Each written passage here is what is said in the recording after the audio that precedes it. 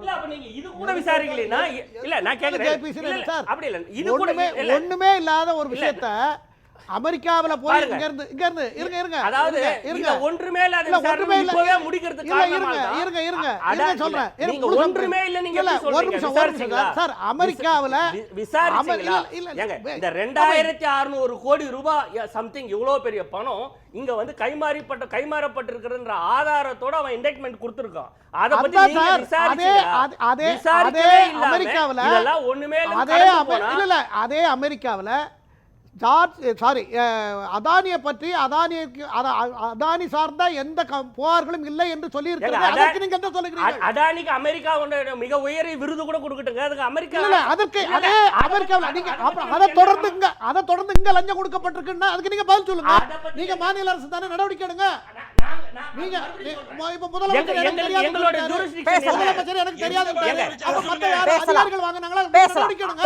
அத விசாரிக்க கேக்குறேன். என்னோட கேள்வி அதுதான். ஒரு மாநிலம் இப்ப 5 மாநிலங்கள் இருக்கு. அவர் சொல்லட்டும் இல்ல அவர் நீங்க சொல்றீங்க இல்லையா அவங்க தான் விசாரணை எடுக்கணும். அவங்க எப்படி எடுக்க முடியும்? நாங்க யாரை விசாரிக்கணும்?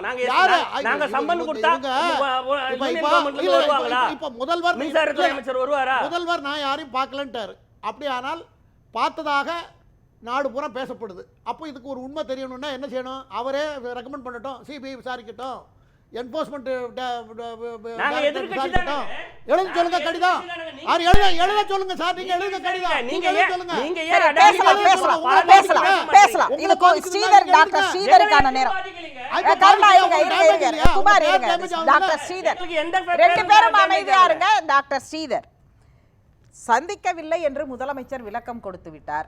இது கடந்த காலங்களில் நடந்த ஒப்பந்தங்கள்ல என்னென்ன நடந்திருக்கு அப்படிங்கிறதை கருணா சொல்கிறார். ஆனால் திமுக குறித்து எதிர்க்கட்சிகள் வைக்கக்கூடிய விமர்சனம், அதிமுகவும் அந்த செய்தி வந்ததிலிருந்து விமர்சனங்களை வைக்குது. இது குறித்து உங்களுடைய பார்வை என்ன? அதாவது நண்பர் கருணா சொன்னது மாதிரி joint parliamentary committee is empowered to investigate any matters for that matter. அப்படி இருக்கும்போது அதுக்கு எல்லா பவரும் இருக்குது.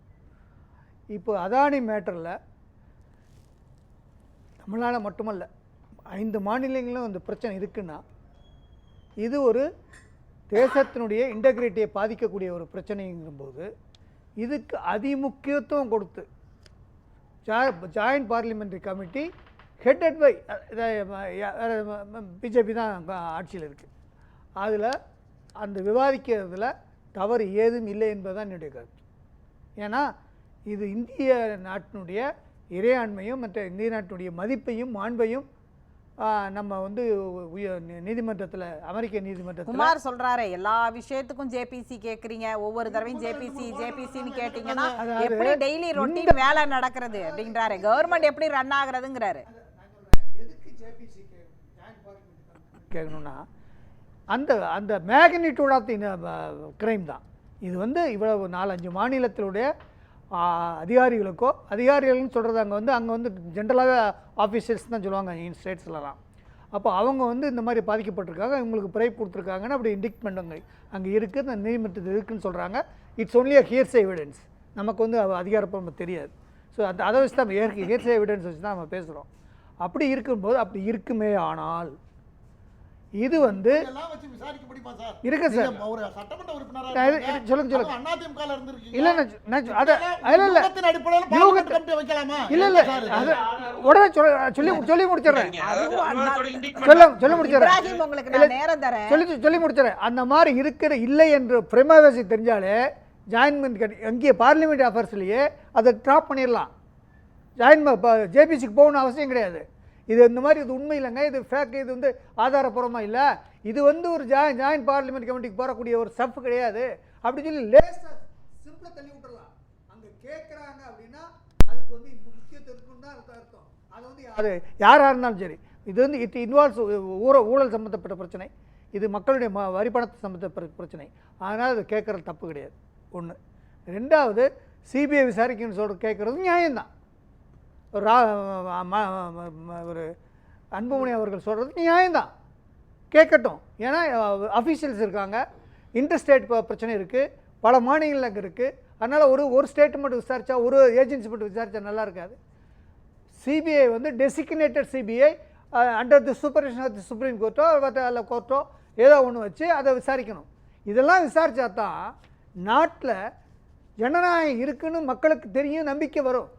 இதை எல்லாரையும் வரவேற்கணும், தவிர யாரும் தடுக்கக்கூடாது. இது யாராக இருந்தாலும் என்ன, நமக்கு வந்து நாட்டில் உற்பத்தி பெருக்க வேணும், தொழிலதிபர்கள் வேணும், தொழிலதிபர்களுக்கு நல்ல ஊக்கம் கொடுக்கணும், அவங்களுக்கு வேண்டிய சலுகைகளை கொடுக்கணும், அதெல்லாம் ஓகே.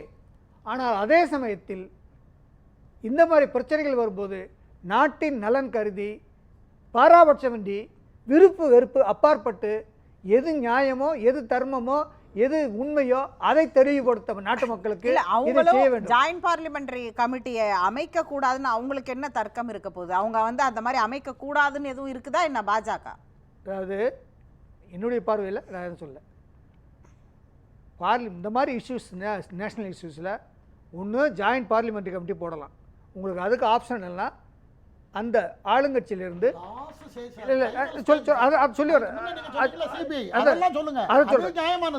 சொல்லி விட்றேன் சொல்லுங்க. அதுக்கடுத்து இல்லைன்னா ஆளுங்கட்சி கன்சர்ன் மினிஸ்டர் எந்திரிச்சு ஃபேக்ட்ஸ் என்ன அப்படிங்கிறது பார்லிமெண்ட்டில் எடுத்து சொல்லலாம், மக்களுக்கு சொல்லலாம், உறுப்பினர்களுக்கு சொல்லலாம். எதிர்க்கட்சி தலைவர் பாராளுமன்றத்துடைய எதிர்க்கட்சி தலைவருக்கு கண்டிப்பாக சொல்லி ஆகணும். அன்னைக்கு வாஜ்பாய் அவர்கள் எதிர்க்கட்சி தலைவராக இருக்கும்போது நாங்களாம் போனோம் அவர்கிட்ட போய், எப்படி எதிர்க்கட்சி தலைவர் பப்ளிக் அக்கவுண்ட்ஸில் எப்படி இருக்கும்போது அவர் எங்களுக்கு பாடம் எடுத்தார். வாஜ்பாய் அவர்கள் அப்போதைய எதிர்க்கட்சி தலைவராக இருக்கும்போது அவர் சொன்னார், இந்த எல்லா மக்களுடைய பிரச்சனைக்காக எதிர்க்கட்சி தலைவர்களுக்கு எல்லா விஷயத்தையும் ஆளுங்கட்சி சொல்லணும். அது எதிர்க்கட்சியோ வேறு கட்சியை சேர்ந்தவங்களோ இல்லை, வெறுப்பு அதெல்லாம் இருக்கக்கூடாது. அதனால் ராமதாஸ் அவர்கள் கேட்டதும், அன்புமணி ராமதாஸ் அவர் கேட்டதும், இந்த சிபிஐ விசாரிக்க வேண்டும் என்று சொன்னதும் ஏற்றுக்கொள்ளக்கூடியதான் செய்ய வேண்டும். மூன்றாவது, முதலமைச்சர் அவர்கள் சொல்லிட்டார். இன்னைக்கு இது வரைக்கும் சொல்லாமல் இருந்தார், இது முதலே சொல்லியிருக்கலாம், ஆனால் இன்றைக்கி சொல்லிட்டார். அதாவது என்னை சந்திக்கலை அப்படிங்கும்போது இன்னி the ball is shifted to other part. அதனால் இது எல்லாம் பார்க்கும்போது யார் தவறு செய்தாலும் அதில் தயக்கம் இன்றி, அதில் தங்க தடையின்றி, அது கலர் கொடுக்காம, பொலிட்டிக்கல் கலர் கொடுக்காம, எதிர்க்கட்சிங்கிற கலர் கொடுக்காம அல்லது ஆளுங்கட்சிங்கிற கலர் கொடுக்காம, நம்ம நாடு, நம்ம நாட்டு மக்கள், நம்ம வரிப்பணம் அதே மாதிரி நம்முடைய நன்மதிப்பு மற்ற கண்ட்ரியில் வந்து பாதிக்கக்கூடாது. நம்ம நன்மதிப்பு நீதிமன்றத்தில் அது பேசும் பொருளாக ஆகக்கூடாது. அதை முளையிலே கிளியறிவதற்கு என்ன இருக்குங்கிறது எதிர்க்கட்சிகளோ மக்களோ யாரோ கேட்கும்போது நம்ம சொல்ல வேண்டியது நம்முடைய கடமை. ஏன் அப்போ சொல்லலைன்னு சொல்ல வரீங்களா? பாஜக சொல்ல மாட்டேங்குதுன்னு சொல்ல வரீங்க? ஏன் சொல்லணும்னு சொல்கிறேன். சொல்ல மாட்டேங்குன்னு நான் எப்படி சொல்ல, நாளைக்கு கூட சொல்லலாம், சொல்லாமல் அதை பற்றி சொல்லணும். நான் சொல்லணும் அப்படிங்கிறதா பார்வை. சொல்லலைன்னு சொல்ல மாட்டேன்னு எனக்கு இப்படி தெரியும், நாளைக்கு கூட சொல்லலாம். அவங்க அதெல்லாம் பொலிட்டிக்கலில் வந்து எல்லாத்தையும் பார்த்தவங்க உடனே நம்ம டிபேட் பேசுக்க நான் உடனே சொல்லணும்னா இல்லை, அவங்க பார்ப்பாங்க. எல்லாம் பார்த்துட்டு சில எத்தனையோ இன்ஸ்டன்ட்டில் எல்லாம் முடிச்சுட்டு கடைசியில் கவர்மெண்ட் வந்து எடுத்து சொல்கிறதும் நடந்திருக்கு. தமிழ்நாடு அரசு தொடர்பான இந்த விமர்சனங்களை பாமக இன்னைக்கு சட்டமன்றத்தில் எழுப்புது, முதலமைச்சர் விளக்கம் கொடுக்கிறார். அதனை அதிமுக எப்படி பார்க்குறீங்க? அதிமுகவுக்கு இது ஒன்றும் இது இல்லை. அதாவது நான் என்னுடைய பார்வையில் நான் சொல்கிறேன், அதிமுக எப்படி பார்க்குறேன் எனக்கு தெரியாது, அவங்க தலைவர்கள் என்ன பார்க்குறான்னு நம்ம சொல்ல முடியாது.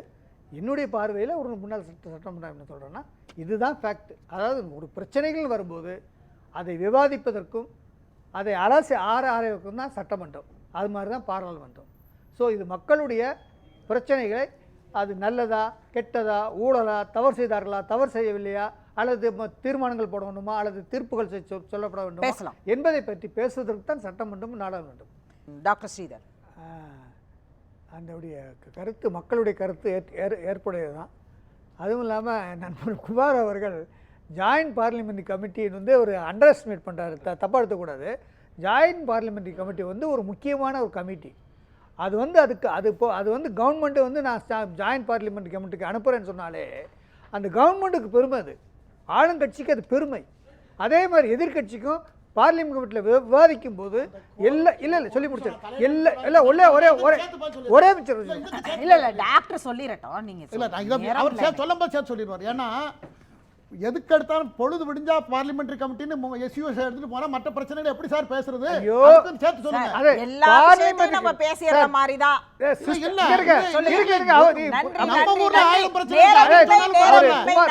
குமார் அவர்கள் அதாவது பார்லிமெண்ட் வந்து ப்ரொசீஜர் இருக்கு. எதுக்கு பார்லிமெண்ட் கமிட்டி போகணும்னு அதுக்கு எல்லாமே இப்போ ஒரு அது procedure CBI இருக்கு. நான் சொன்ன ஆனா மாதிரி குமார் agents சொன்னது எல்லாத்தையும் அர்த்தம். தாண்டி போய் கடைசியில தான் போகணும் சார். இதுக்கு extreme ஆ இருந்தா தான் நன்றி போகணும். நன்றி நன்றி நன்றி நன்றி